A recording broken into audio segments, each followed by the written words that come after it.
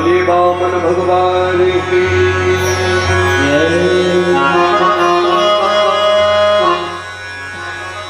वामन भगवान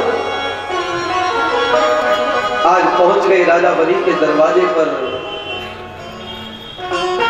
राजा बलि जो है यज्ञ कर रहे थे शुक्राचार्य जी के साथ में बैठ करके, यानी गुरुजी राजा बलि को यज्ञ करा रहे थे। और दूर से ही जैसे ही वामन भगवान को देखा बलि ने,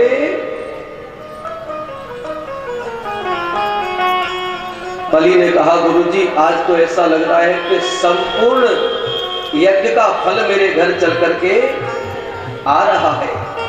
देखो सामने कितनी सुंदर झांकी है।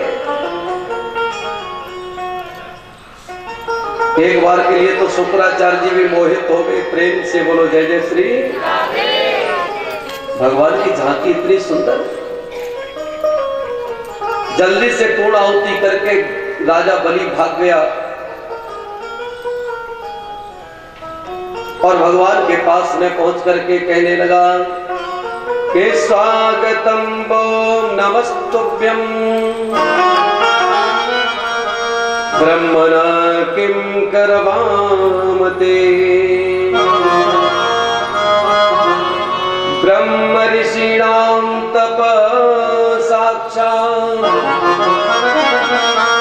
मन्ये त्वार्य वपुर्धरम्। बलि ने भगवान के पास पहुंच करके क्या कहा? स्वागतम ते नमस्तुभ्यं। स्वागतम, सुस्वागतम। आइए महाराज आपका मैं स्वागत करता हूं। और स्वागत करते करते बलि कहने लगा कि भगवान आज तो ऐसा लग रहा है कि आपका दर्शन करने से मैं तो तृप्त हो ही गया, लेकिन मेरे पितृ भी तृप्त हो गए हैं। कि अध्यना पितरस्तृप्ता अध्यना पावितं कुलम् अद्य सुष्ट क्रतुरयम् यद भवान् नागतो गृहान्। भगवान आपका दर्शन करके मैं तो आनंदित हो गया और मुझे ऐसा लग रहा है कि मेरे पितृगण भी आपका दर्शन करके तृप्त हो गए हों। भगवान आप कौन हैं, कहां से आए हैं और क्या चाहते हैं बताइए।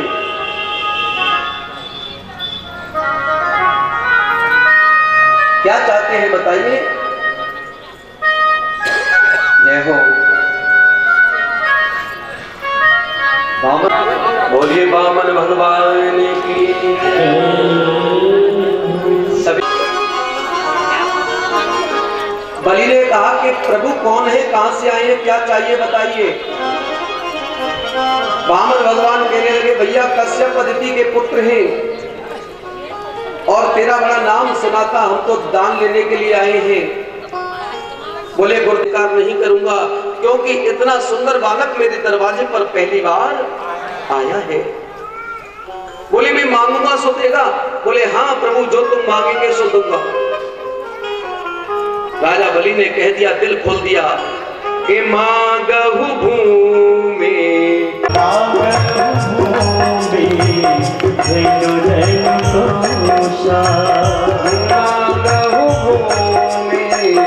धेनु धन कोसा। सर्वस देऊं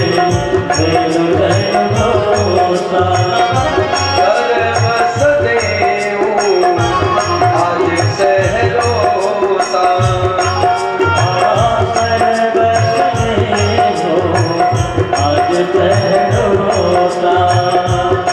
बलि कहता है प्रभु मैं आए सो मांग लीजिए। हाथी, घोड़े, सोना चांदी अगर साथी ने मांग लीजिए। और महाराज आज अगर आप मेरे प्राणों को भी मांगोगे तो मैं प्राणों को भी निकाल करके दे दूंगा। मांगिए।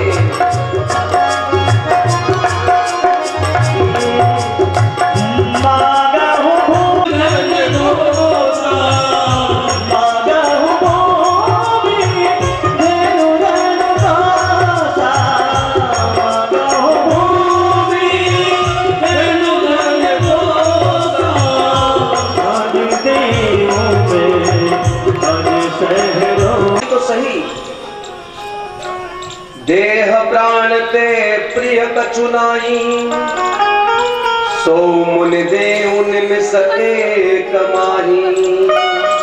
अगर आज आप मेरे प्राणों को भी मांगोगे तो मैं आपको निकाल करके दे दूंगा। है कोई ऐसा दानी जो अपने प्राणों को भी न्योछावर कर दे भगवान पर? बामन भगवान हंस करके कहने लगे, भैया सुन, हमें कोई प्राण नहीं चाहिए। अगर तू दे सकता है तो पदानि त्रीणि दैत्येन्द्र सम्मितानि पदा मम। अगर तू दे सकता है तो मात्र 3 पग धरती का दान चाहिए और कुछ भी नहीं। इस बात को सुनकर के बलि कहने लगा कि प्रभु, आप देखने में भी छोटे लगते और मांगने में भी छोटी बुद्धि से काम ले रहे हो। प्रेम से बोलो जय जय श्री राधे। अरे जब चाहिए दे सकता है तो दे दे, वरना मना कर दे। बोले नहीं महाराज, मना नहीं करूंगा, आपकी इच्छा हो कहां से ले लीजिए। बोले ऐसे नहीं लेंगे, संकल्प करा तब लेंगे। दानी को पहले संकल्प करना चाहिए जब दान लगता है। बोले ठीक है महाराज, संकल्प करा देते हैं। पत्नी से कहा विंध्यावली से जाओ गंगा सागर में जल लेकर के आओ। गंगा सागर में जल लेकर के आई विंध्यावली। शुक्राचार्य जी ने आकर के रोक दिया। अरे ओ बलि, तू पागल हो गया है? तुझे मालूम है ये कौन है? बोले कौन है गुरुजी?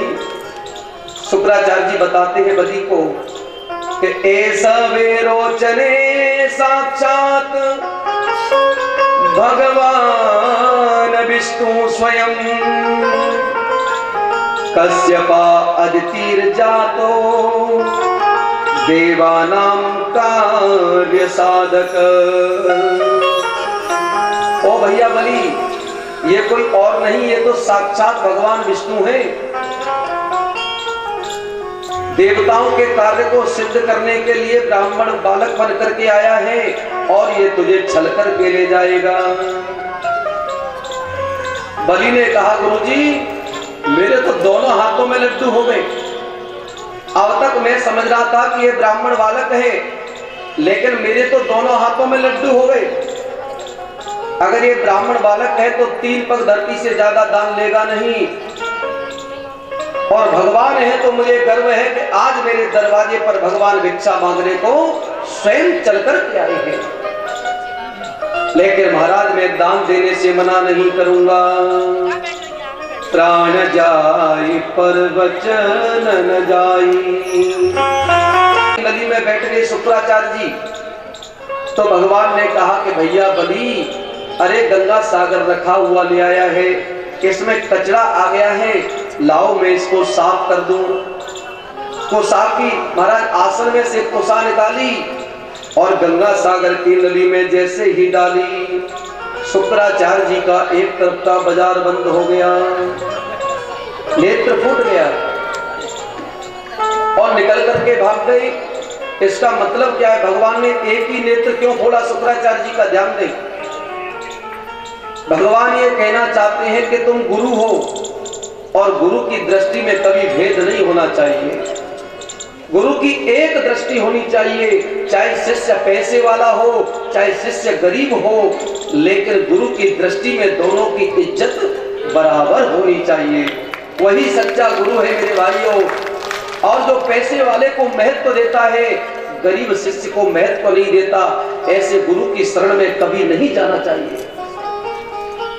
ऐसे गुरु की शरण में कभी नहीं जाना चाहिए। अरे अपने स्वरूप को भगवान ने धीरे धीरे बढ़ाना प्रारंभ कर दिया। आकाश मंडल से लग गए वामन भगवान। एक पैर से ऊपर के 7 लोगों को नाप लिया, एक पैर से नीचे के 7 लोगों को नाप लिया, तीसरा पैर शेष बचा। भगवान ने कहा भैया ये तीसरा पैर कहां ले जाऊं? बलि कहने लगा प्रभु एक बात बताइए, दानी बड़ा होता है कि दान बड़ा होता है? भगवान फंस गए चक्कर में। बोले भैया दानी नहीं होगा तो दान कहां से होगा? बलि कहने लगा महाराज आपने 3 पग धरती का दान मांगा था, दो पैरों में आपने मेरे साम्राज्य को नापा है, अभी दानी तो बाकी है, अभी दानी तो आपके सामने बैठा है प्रभु। ये तीसरा चरण मेरे सिर पर रख दो, जिससे मेरा भी कल्याण हो जाए। आज भगवान के नेत्रों से आंसू निकल गए और आशीर्वाद दे दिया। तीसरा चरण भगवान ने बलि के मस्तक पर रख दिया। 3 जगह भगवान पर कोई उत्तर नहीं बना मेरे भाइयों, बाली, बलि और काली। बाली के सामने, काली नाग के सामने, बलि के सामने भगवान पर कोई उत्तर नहीं बना।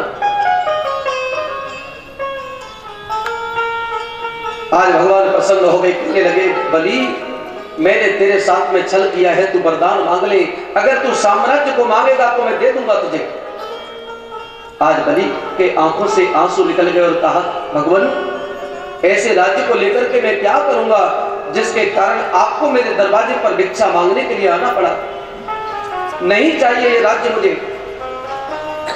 पत्नी से कहा कि देवी तुम मांग लो। आज हंसकर के पत्नी कहने लगी, बोले वाह प्रभु, कव कव के प्रभु दानी भई। ओ महाराज, थोड़ी देर पहले तो मेरे पति से 3 पग धरती का दान मांग रहे थे और मेरे ही पति की प्रॉपर्टी को लेकर के मुझसे कह रहे थे कुछ मांग ले। वाह, के कव कव के प्रभु दानी भई, मेरे पिया पे पसारी है बाही, चाहे लौट के गंग पछाकू बहे, पर मंगन पे हम मांगत नहीं। बोले महाराज, हमारी आदत नहीं है दान देकर के दान लेने की। बामन भगवान कहने लगे ठीक है बलि, हम तुझे सुतल लोक का राज्य देते हैं, सुतल लोक में तू रहना आराम से। बलि ने कहा महाराज मैं सुतल लोक में तो रहूंगा, लेकिन मेरी भी एक इच्छा है कि बामन स्वरूप से आपके एक मंदिर हो मेरे घर में, और जब मैं महल के बाहर निकलूं तो आपका दर्शन करूं और प्रवेश करूं तो भी आपका दर्शन करूं। मेरे महलों के सामने, घर के सामने आपका एक मंदिर हो। आज हाथ जोड़ करके बलि बामन भगवान से प्रार्थना कर रहा है, ओ मेरे घर के आगे श्याम। कौन कौन चाहता है कि बांके बिहारी का मंदिर हमारे भी घर में हो, बामन भगवान हमारे घर भी आके बसे। आप पंडित जी जाइए, परीक्षित जी से पूजन कराएं। पूजन जब खिड़की खोलूं तो तेरा दर्शन हो जाए, जब खिड़की खोलूं तो तेरा दर्शन हो जाए, जब खिड़की खोलूं तो तेरा दर्शन हो जाए। के आगे श्याम, घर के आगे श्याम, मेरे घर के आगे श्याम, घर के आगे श्याम, तेरा मंदिर बन जाए। जब खिड़की खोलूं तो तेरा दर्शन हो जाए, जब खिड़की खोलूं तो तेरा दर्शन हो जाए, जब खिड़की खोलूं तो तेरा दर्शन हो जाए, खिड़की खोलूं तो तेरा दर्शन हो जाए। बहुत हाथ उठा के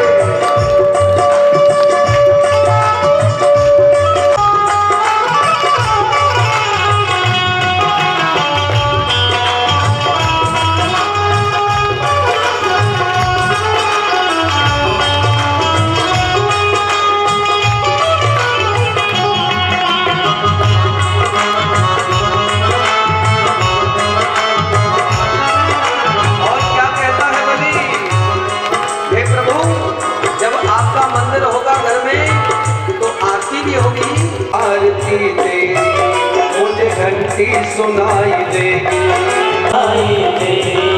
जब होगी आरती तेरी, आरती तेरी मुझे घंटी सुनाई देगी, मुझे सांझ सवेरे तेरी सूरत दिखाई देगी, सांझ सवेरे तेरी सूरत दिखाई देगी, मुझे सांझ सवेरे तेरी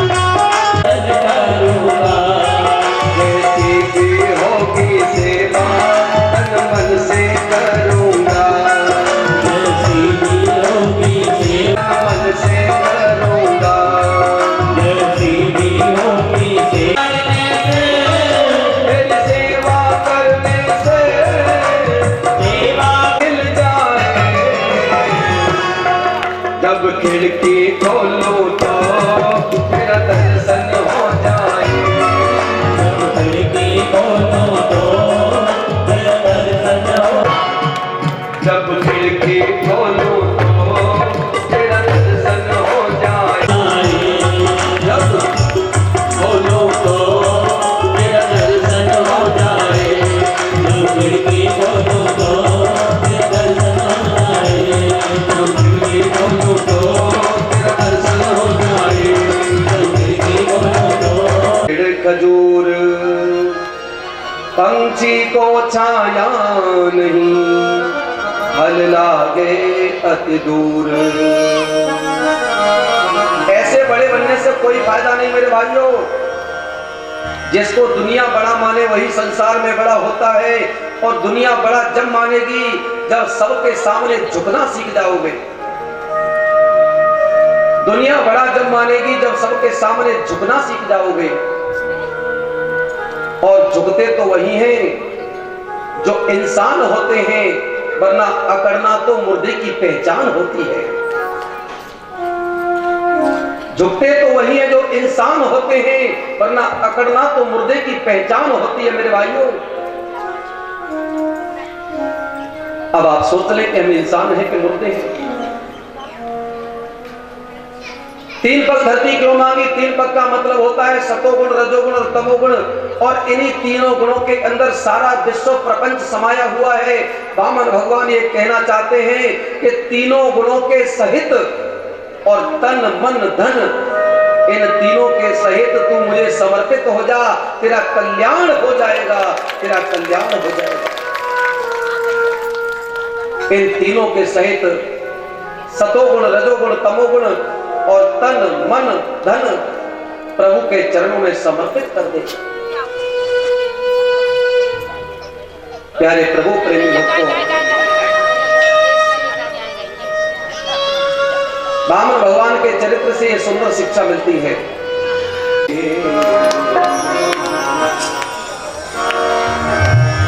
बिना भक्त के भगवान नहीं, भगवान कहते हैं अगर भक्त है तो मेरा रूप है, बिना भक्त के मैं भी नहीं हूं। जब भक्त नहीं होंगे भगवान कहाँ होगा? जब भक्त नहीं होंगे भगवान कहाँ होगा?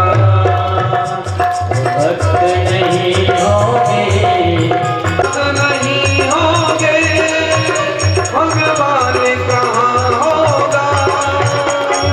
भक्त नहीं होंगे, भगवान कहाँ होगा? हर एक समस्या का समाधान कहाँ होगा? एक समस्या का समाधान कहाँ होगा? हर एक समस्या का समाधान कहाँ होगा? एक समस्या का समाधान कहाँ होगा? जब भक्त नहीं होंगे भगवान कहाँ होगा? नहीं होगी भगवान कहाँ होगा?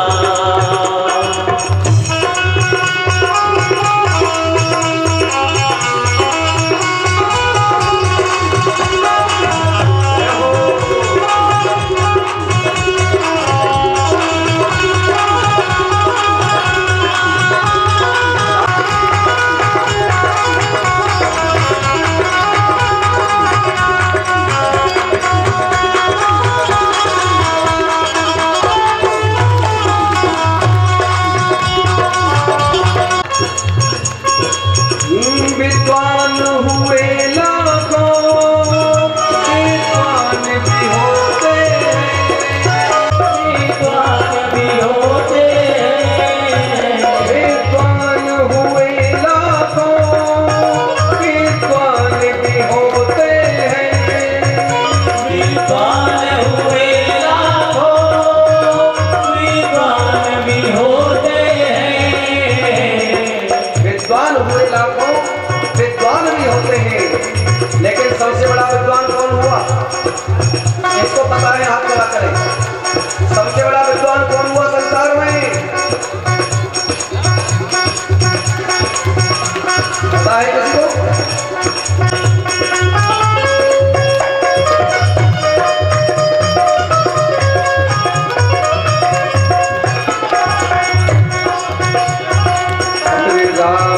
के जैसा विद्वान कहाँ होगा?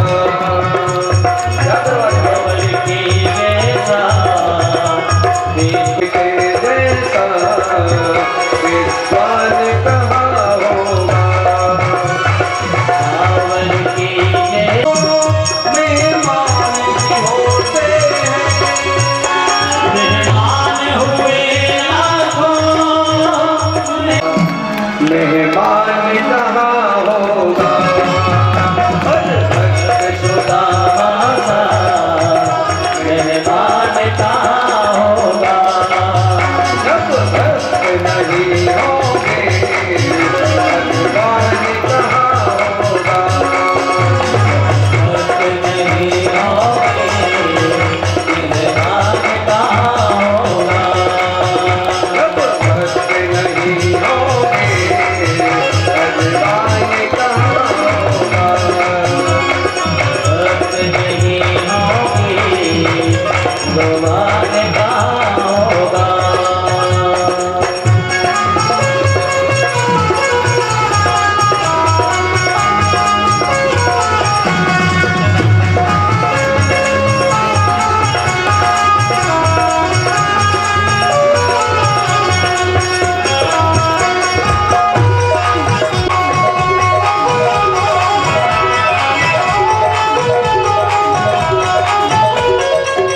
और क्या कहा? बलवान हुए लाखों, बलवान भी होते हैं, बलवान हुए लाखों, बलवान हुए लाखों, बलवान भी होते हैं। बलवान हुए लाखों, बलवान कहाँ होगा? अरे बलवान कहाँ होगा? रास्ते में जाह्नवी मुनि का आश्रम था। जाह्नवी मुनि के आश्रम को गंगा का जल बहा करके ले गया। जाह्नवी मुनि को क्रोध आ गया। आज महाराज ऐसा क्रोध आया कि उन्होंने ओक लगा करके पूरे गंगा जल को पान कर लिया। गंगा मैया के पूरे गंगा जल को पान कर लिया। पीछे मुड़कर के देखा तो गंगा जल की बूंद नहीं है। भागीरथ ने प्रार्थना की जाह्नवी मुनि की, बोले बाबा अगर आपने गंगा जल को नहीं दिया तो मेरे पितरों की सदगति नहीं होगी। जाह्नवी मुनि को दया आ गई। आज जाह्नवी मुनि ने सोचा कि मुख से गंगा जल को निकालूंगा तो गंगा जल अपवित्र हो जाएगा। आज महाराज जांग को फाड़ करके जांग से गंगा जल को निकाल दिया है। तभी से मां गंगा का नाम जाह्नवी पड़ा है।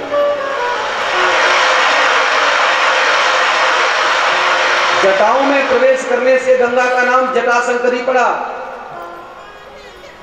ब्रह्मा के कमंडल में निवास करने से ब्रह्माणी पड़ा। हिमालय पर आने से हिमगिरी पड़ा। गंगोत्री से निकलने के कारण गंगोत्री पड़ा। और जाह्नवी ऋषि की जांग से निकलने के कारण इनका नाम जाह्नवी पड़ा। गंगा का स्पर्श होते ही कपिल भगवान के आश्रम पर जैसे ही गंगा जल पहुंचा, गंगा जल के स्पर्श होते ही भागीरथ के जितने भी पितृ थे उन सबका मोक्ष हो गया। बोलिए गंगा मैया की। गंगे गंगे तियो ब्रूयात यो जनानाम सबेरपि मुक्त्यते सर्व पापेभ्यो विष्णु लोकम सगच्छति। गंगा गंगा नाम का रूप है। महाराज दशरथ जो है वो कौन है? महाराज दशरथ जो है वो अयोध्या के राजा हैं। के अवधपुरी रघु कुल मुनि राऊ, वेद विदिता तेहि दशरथ नाऊ। अवधपुरी कुल मुनि राऊ,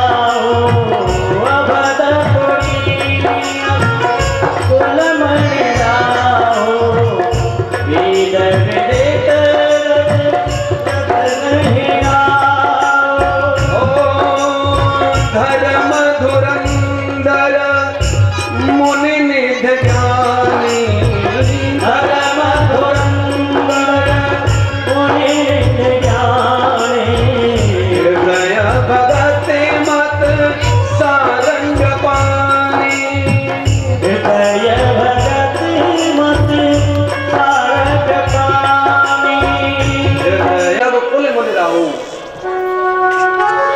अयोध्या के राजा महाराज दशरथ तीन पति पत्नियां वेद शास्त्रों को जानने वाले धर्म की ध्वजा लहराने वाले भगवान की दया से सब कुछ है, धन दौलत सोना चांदी हाथी घोड़े सब कुछ है, लेकिन महाराज दशरथ के पास में क्या नहीं था? कोई संतान का सुख नहीं था। लेकिन मन में सोचा कोई बात नहीं, कोई आपत्ति नहीं। लेकिन रामायण में एक चौपाई आई उसी समय,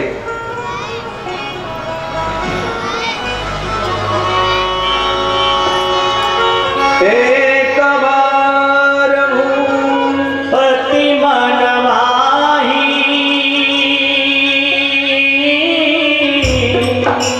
ओ एक बार भूपति मन माही भई गिलानी मोरे सुतना राम सिया राम जय जय राम सिया रामायण में एक बार शब्द और भागवत में एकदा शब्द जहां पर आ जाए समझ लो कि कोई न कोई विशेष बात को दर्शाया है। रामायण में गोस्वामी जी ने एकदा शब्द जहां प्रयोग किया है वहां कोई विशेष बात बताई, और भागवत में एकदा शब्द, एक बार भूपति मन माही और भई है गिलान मोरे सुत नाही। वो एक बार कौन सी है कि जिस दिन जिस समय महाराज दशरथ के मन में गिलानी हुई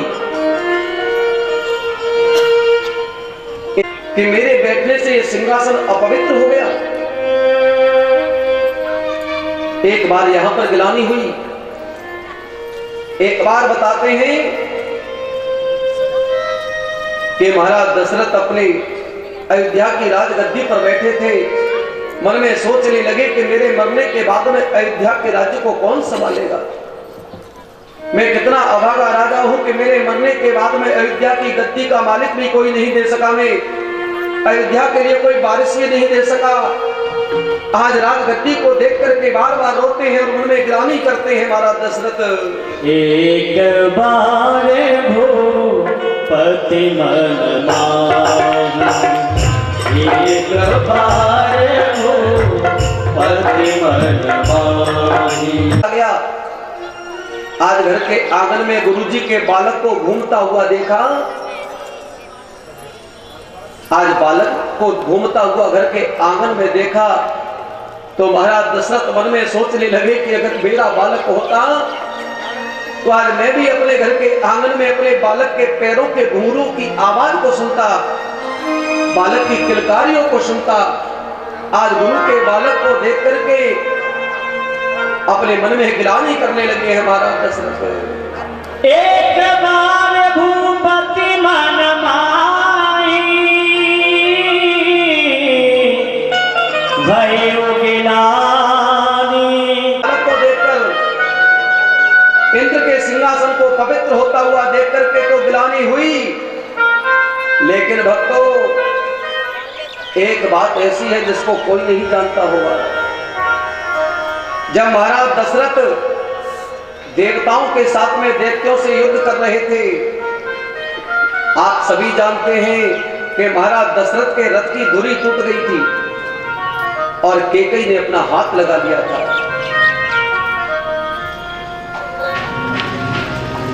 जब महाराज दशरथ की मूर्छा दूर हुई तो देखा कि केकई अगर तुम मेरे साथ में नहीं होती तो मेरी रक्षा कौन करता। हम तुमसे प्रसन्न हैं, एक नहीं दो वरदान मांग लो। केकई ने कह दिया, महाराज समय आने पर मैं मांग लूंगी, मेरे वरदानों को धरोहर के रूप में रख लीजिए, गिरवी रहेंगे आपके पास। लेकिन इतने में देखा कि महाराज दशरथ के रथ के नीचे से एक पक्षी की कहारने की आवाज आ रही है। आज रथ को आगे बढ़ाकर के देखा तो जटायु बैठा है महाराज दशरथ के रथ के नीचे अपने पीठ को लगा करके। आज जटायु को देखा कि पीठ जो है रक्त से रंग रही है।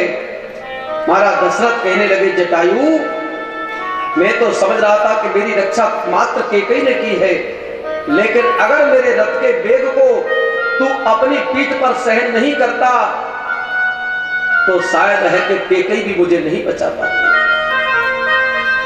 आज मैं तुझसे भी बड़ा प्रसन्न हूं, वरदान मांग ले, जो तू मांगेगा तुझे मैं वरदान दूंगा, मांग ले।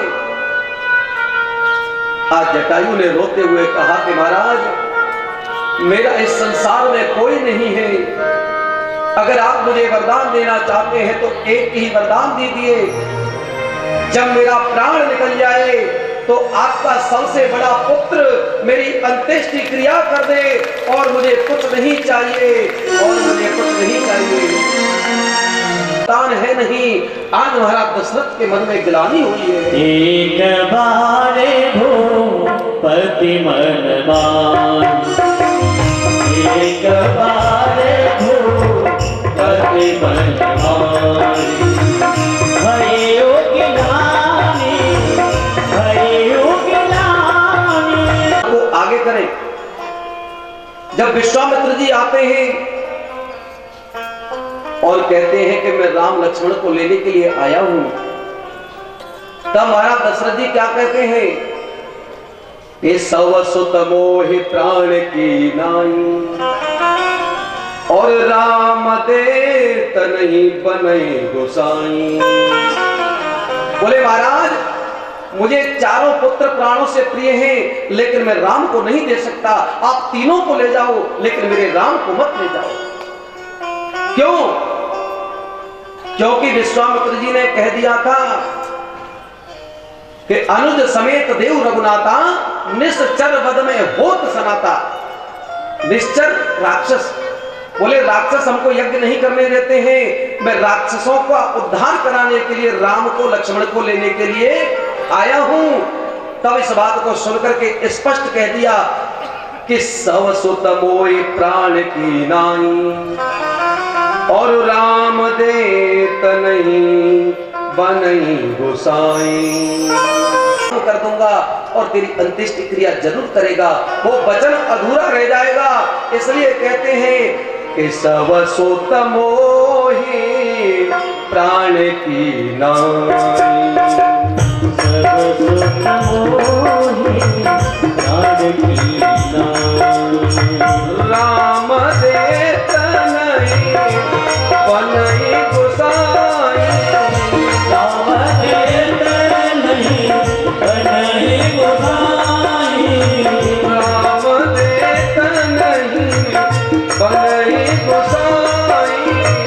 राम दे तनहि बनै गोसाई। सव सुत मोहि प्राण की नाई, सव सुत मोहि प्राण की नाई। चारों पुत्र मुझे प्राणों के समान प्रिय हैं। और देखिए विश्वामित्र जी ले जरूर गए, और राम जी को पता नहीं था कि जटायु को वरदान दिया है। मेरे पिता ने जटायु को वरदान दिया है, लेकिन फिर भी वनवास के समय प्रभु राम ने अपने पिता के वरदान को पूरा किया और जटायु की अपने हाथ से अंत्येष्टि क्रिया की। और जटायु को क्या कहकर के संबोधित किया कि जल भर नयन कहे रघुराई। अश्रु भरे नेत्रों में और अश्रुपूर्ण नेत्रों से कहते हैं कि तात कर्म निज ते गति पाई। आधा हिस्सा प्रसाद का आधा हिस्सा दे दिया कौशल्या जी को, और आधे में से आधा आधा करके केकई और सुमित्रा को दे दिया। ऐसा क्यों किया? प्रेम तो तीनों से बराबर करते थे, लेकिन महाराज दशरथ जी ने सोचा कि जो कौशल्या के गर्भ से बालक होगा वही तो बड़ा बालक होगा, और मैंने जटायु को वरदान दिया है तो उसको दो दो बापों की अंत्येष्टि क्रिया करनी पड़ेगी, इसलिए बलशाली हो, इसलिए महाराज आधा प्रसाद दे दिया कौशल्या जी को। लेकिन महाराज प्रसाद को लेकर के तीनों पत्नियां खड़ी थीं। अब तो महाराज केकई के हिस्से को चील लेकर के उड़ गया, और उस चील ने प्रसाद को वहां डाल दिया जहां अंजनी मैया अपने केसों को सुखा रही थी। उनके पल्लू में जाकर के प्रसाद पड़ा, मां अंजनी ने मस्तक से लगा करके उसको पा लिया प्रसाद समझ के। उसी के प्रताप से, ध्यान देना, उसी के प्रताप से हनुमान जी का जन्म हुआ। लेकिन इधर में क्या प्रक्रिया हुई, और मां केकई के गर्भ से भरत जी का जन्म हुआ। केकई के प्रसाद के प्रताप से अंजनी मैया के हनुमान जी का जन्म हुआ। इसीलिए हनुमान जी को प्रभु राम कहते हैं कि तुम मम प्रिय भरत सम। समझ में आ रहा है कि नहीं आ रहा है? केकई के प्रसाद के प्रभाव से अंजनी मैया के हनुमान जी का जन्म हुआ, और इधर में केकई के भरत हुए, तो भरत जी और हनुमान जी भाई भाई हुए। इसलिए प्रभु राम कहते हैं कि तुम मम प्रिय भरत सम भाई। बोले मनहारी अद्भुत रूप विचारी, लोक जय राम भोज प्यारी, भूषण वनमाला नयन विचारा, शोभा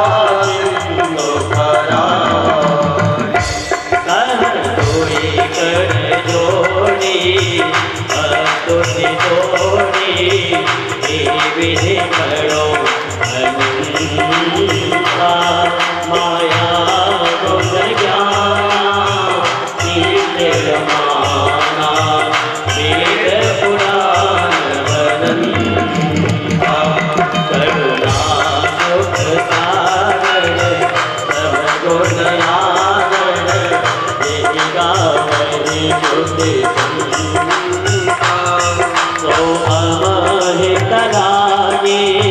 जनय दुरागी, भयउ प्रकट श्रीगंगा, ब्रह्म पवयोर गोवाकी, यह उपाकी सुनत लीरते नगर,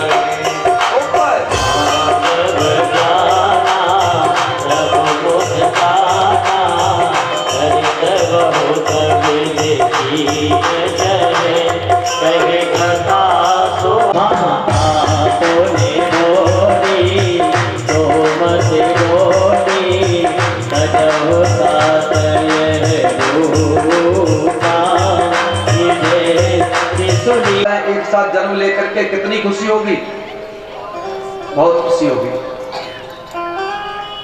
आपको किस किस को खुशी हो रही है, सही हाथ खड़ा करना है। सबको हो रही है, तो क्या लाई मेरे लिए? खाली। और मानव ब्रह्मानंद समाना। इतना महाराज आनंद हुआ दशरथ जी को कि लाए बुलाए बजाओ बाजा। आज अयोध्या में जय जयकार हो रही है श्री राम की। बोलिए रामचंद्र भगवान की जय जयकार हो रही है, मंगल गीत गब रही हैं, बधाइयों के ताके लग रही हैं। अयोध्या वासी महाराज दशरथ को बधाई दे रहे हैं, और गोप गोपियां जो है महाराज मैया को बधाई देने में लगी हैं। बधाइयों का तांता लगा है। हो राजा दशरथ जो के द्वार, बधाइयों का तांता लगा है महाराज।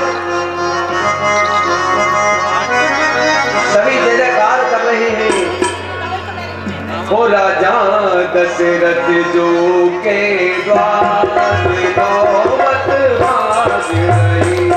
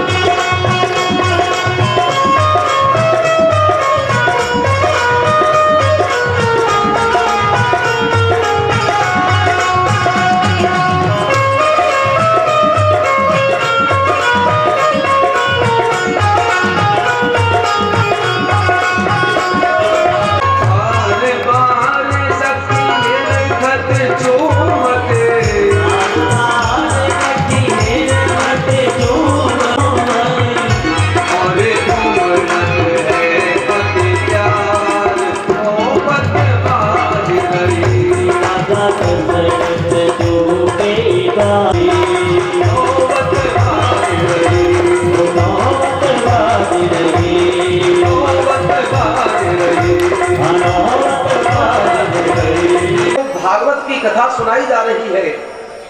आपके मुख से जो भागवत रूपी अमृत का पान कर रहा हूं मैं, की भूख और प्यास नहीं है। अगर आप मुझे पिला सकते हैं तो केवल भगवान के भक्ति रस का पान कराइए, भगवान की कथा रूपी अमृत का पान कराइए प्रभु, और मुझे कुछ नहीं चाहिए, और मुझे कुछ नहीं चाहिए।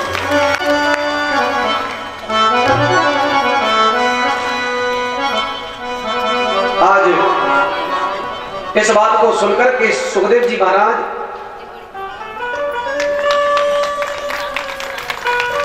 खोल करके देखा तो उसमें बालक बालक को लेकर के आए घर पर और पत्नी से कहा कि देवी, अब तक हमारे घर में एक वसुदेव था, लेकिन अब 2 पुत्र हो गए, अब दोनों का पालन पोषण करना है। बड़े प्रेम से, आनंद से कंस का और वसुदेव का पालन पोषण करने लगी माँ। धीरे धीरे दोनों बड़े होने लगे। आज जवान हो गया कंस। कंस जब जवान हो गया तो नारद जी ने सोचा कि कंस पाप नहीं करेगा तो भगवान कैसे आएंगे अवतार लेकर के। नारद जी ने आकर के कंस से कहा कि बेटा, तुझे मालूम है तेरे असली पिता कौन है? बोले कौन है? बोले वो मथुरा के राजा जो है ना उग्रसेन जी, वो तेरे असली पिता हैं, लेकिन तुझे जन्म लेते ही यमुना जी में बहा दिया। आज इस प्रकार से सुनकर के कंस को क्रोध आ गया। बोले मेरे पिता ने जन्म लेते ही मुझे बहा दिया, मैं ऐसे पिता को जिंदा नहीं छोड़ूंगा। हाथ में तलवार लेकर के घोड़े पर बैठ करके आक्रमण कर दिया मथुरा पर और अपने पिता उग्रसेन को खींच करके सिंहासन से जेल में बंद कर दिया। बोले मैं वही तेरा पुत्र कंस हूं, अब मथुरा की राजगद्दी का मालिक मैं बनकर के बैठूंगा। और स्वयं कंस बैठ गया मथुरा की गद्दी पर। राजा बनने के बाद में कंस ने सोचा कि मेरी बहन है चचेरी बहन देवकी, उसका भी मुझे विवाह करना चाहिए, लेकिन मन में सोचा कि किसके साथ करें। बोले बचपन का मित्र जो है वसुदेव, उसी के साथ में कर देते हैं। वसुदेव के साथ में बहन देवकी का संबंध तय कर दिया और धीरे धीरे जब समय आया, वसुदेव जी दूल्हा बनकर के आए। बड़े धूमधाम से, आनंद से, प्रेम से कंस ने देवकी का विवाह किया और विवाह करके महाराज नाना प्रकार का दहेज दिया। दहेज देने के बाद में मन में सोचा कि बहन देवकी को अपने रथ में बिठा करके विदा करने के लिए जाऊंगा। आज कंस ने अपनी बहन देवकी को, वसुदेव को रथ में बिठाया और रथ में बिठा करके चलने लगा तो महाराज आकाश मंडल से आकाशवाणी होने लगी, बादल में बिजलियों की गड़गड़ाहट होने लगी और आकाशवाणी हुई कि अरे ओ कंस, जिस बहन देवकी को प्रसन्न होकर के तू विदा करने के लिए जा रहा है, उसी बहन देवकी का 8वां पुत्र तेरा काल होगा, काल होगा, तेरा काल जन्म लेकर के आएगा। न रहेगा बांस और न बजेगी बांसुरी। प्यारे प्रभु प्रेमी भक्तों, दुष्ट व्यक्ति के चरित्र पर कभी भरोसा नहीं करना चाहिए। ध्यान दीजिए, बिच्छू का कभी भरोसा मत करो, न जाने कब डंक मार जाए। दुष्ट व्यक्ति और बिच्छू समान होते हैं, आपके साथ रहेगा, खाएगा, पिएगा और न जाने कब आपका बुरा करवा दे।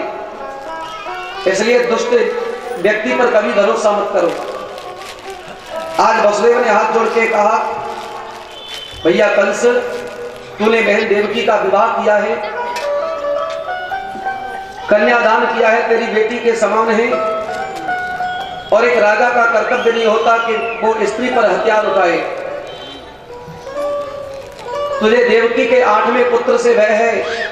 मैं तुझे वचन देता हूं कि तेरी बहन देवकी के जितने भी पुत्र होंगे मैं एक एक करके तुझे ला करके देता रहूंगा, लेकिन अपनी बहन देवकी को मत मार। मारा, तीसरे को मारा, चौथे को मारा, 5वें को मारा, 6वें को मारा। 7वें पुत्र के रूप में कौन आए हैं? शेषनाग के अवतार बलराम जी आए हैं मां देवकी के गर्भ में। राम अवतार में छोटे भाई बनकर के आए थे लक्ष्मण जी, शेषनाग के अवतार। एक व्यक्ति ने बड़े भाई बलराम जी बनकर के आ रहे हैं कृष्ण अवतार में, और वही हनुमान जी जिन्होंने राम जी की दोनों हाथों से चरण दबा करके सेवा की, वही हनुमान जी भगवान कृष्ण की बंसी बनकर के आ रहे हैं और भगवान दोनों हाथों से बंसी को बजाते हैं। मान के चलो कि हनुमान जी की दोनों हाथों से चरण दबा करके सेवा कर रहे हैं।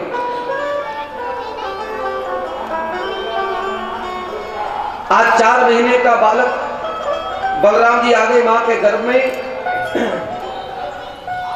योग माया के पास में गए भगवान योग माया से कहा कि योग माया, अगर तू मेरा एक काम करेगी तो मैं तुझे वचन देता हूं, इस कलयुग में तेरी अनेकों नामों से पूजा होगी। हे नाम ध्येयानि कुर्वन्ति स्थानानि। जो नंद बाबा के यहाँ पर वसुदेव की पत्नी रोहिणी रह रही है, उस रोहिणी के गर्भ में प्रवेश करा दे और तू कन्या बनकर के लेट जाना यशोदा मैया की बगल में। और मैं तुझे वचन देता हूं कि कलयुग में तेरी अनेकों नामों से पूजा होगी।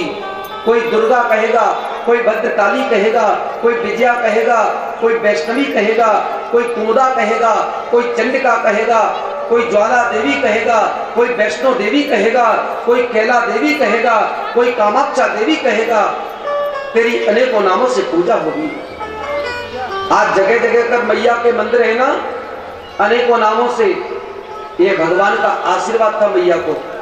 जहां भी माने 8वीं संतान के रूप में मां देवकी के गर्भ में साक्षात भगवान विष्णु आ रहे हैं। आज जैसे ही गर्भ में आए हैं, एक बार गर्भ भगवान के पास में गया। बोले महाराज, दुनिया कहती है कि गर्भ में वास नरक के समान होता है। गर्भवासम समन दुखम न भूतो न भविष्यति। लेकिन महाराज एक बात बताओ, दुनिया मेरी निंदा करती है तो मैं कहां जाऊं? भगवान ने कहा कि जब मैं मां देवकी के गर्भ में आऊंगा ना, तो देवता मेरी स्तुति नहीं करेंगे, गर्भ स्तुति करेंगे। शरणागतम कृष्णा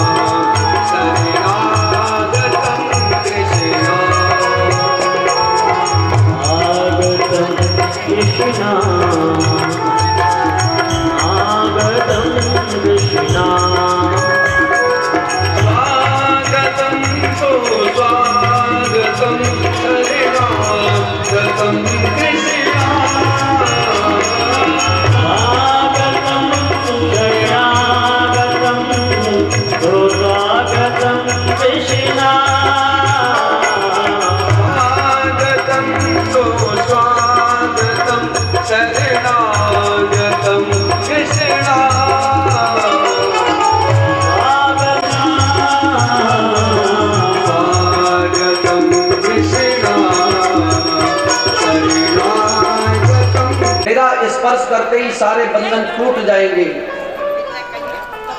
भगवान कहना चाहते हैं कि अगर व्यक्ति मेरा स्पर्श करता है, मेरी शरण में आता है, तो संसार के सारे बंधन टूट जाते हैं, और माया का स्पर्श करता है तो सारे बंधन बंध जाते हैं।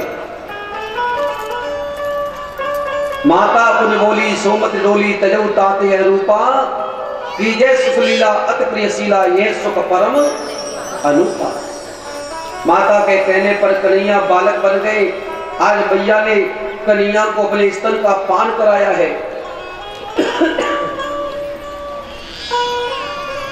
स्तन का पान कराया, खूब गोद में लेकर के खिलाया। वसुदेव देवकी ने रात्रि के 12 बजे हैं महाराज, टूटा सा छबड़ा पड़ा था, उसमें रख करके वसुदेव जी उसमें रख करके कन्हैया को गोकुल में ले जाने लगे। भगवान का स्पर्श करते ही सारे बंधन टूट गए। पहरेदार सो गए, जेल के ताले चट चट करके टूट गए। अब भादों की रात्रि, अष्टमी तिथि, रात्रि के 12 बजे जब ले जाने लगे वसुदेव जी, तो महाराज मंदम मंदम जलधरा, आकाश मंडल में बिजलियों की गड़गड़ाहट हो रही थी, बारिश होने लगी, आंधी तूफान वर्षा, ऐसा भयानक दृश्य कि महाराज वसुदेव जी लेकर के चल रहे हैं, फिर भी हाथ नहीं मान रहे हैं। पंचफड़ का सर्प आकर के कन्हैया की रक्षा करने लगा। धीरे धीरे आगे चले तो महाराज यमुना जी मिल गई। गोकुल जाएंगे मथुरा से तो यमुना जी पार करनी पड़ती है। यमुना के जल में प्रवेश किया तो महाराज यमुना के मन में आया कि मेरे पति आज बाल रूप में आए हैं, मैं उनका दर्शन करूं। यमुना का नाम है कालिंदी और कालिंदी भगवान की पत्नी है, आप सुनेंगे आगे कथा में। तो यमुना के मन में आया कि मैं भी अपने पति का दर्शन करूं, बाल रूप में कैसे लगते हैं। महाराज उफान आने लगी यमुना के जल में।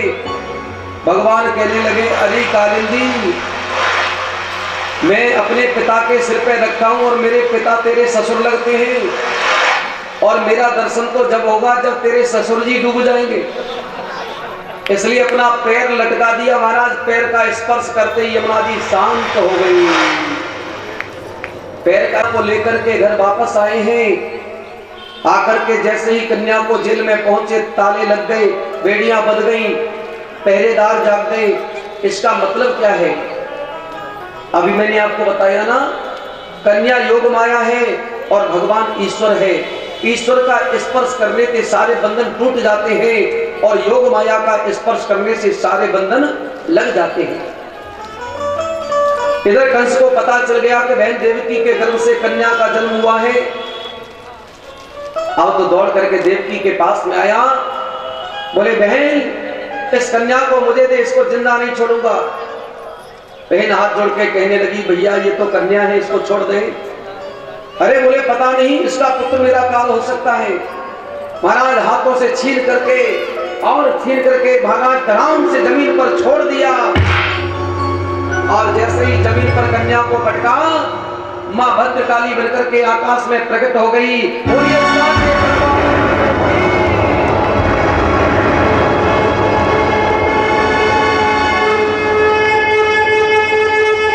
आज मां भद्रकाली ने आकाशवाणी की, अरे ओ दुष्ट कंस, तू मुझे क्या मारता है? तेरे मारने वाला तो ब्रजमंडल में पैदा हो चुका है।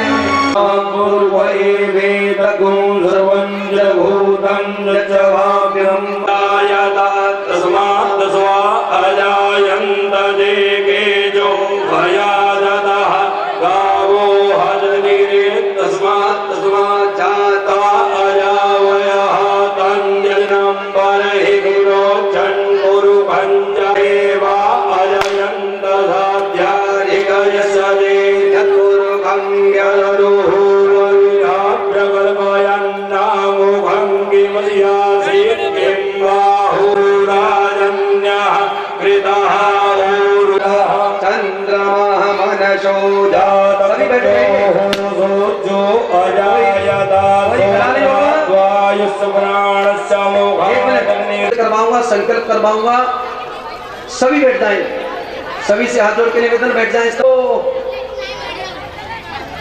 आगे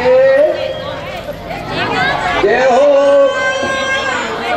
रोइए, बोलो बोलो, एक फोटो ले लो बेटा, मोबाइल से फोटो ले लो। बोलिए लाला की, कृष्ण कन्हैया लाल की। अरे भैया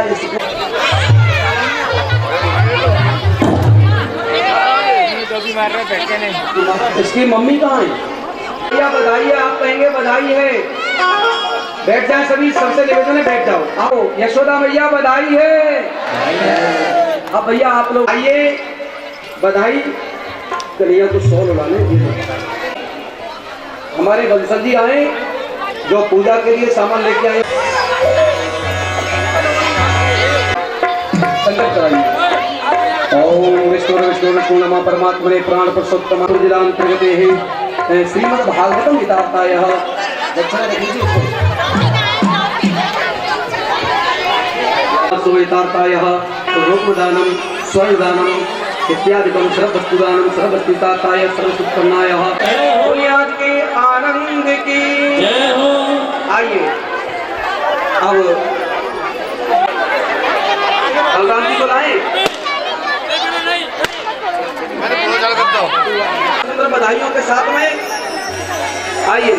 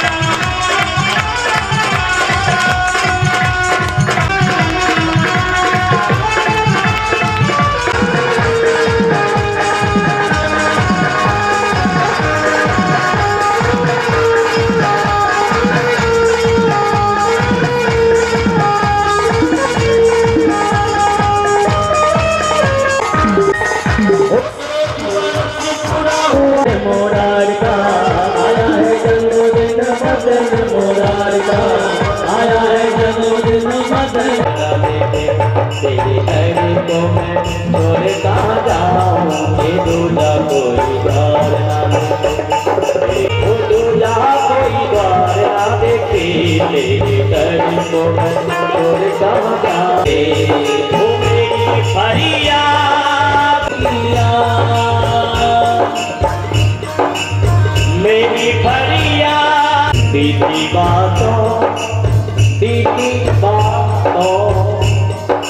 दीदी बातों को दोहराने की आदत सी हो गई है। राधे राम श्री के चरणों में रहने की आदत सी हो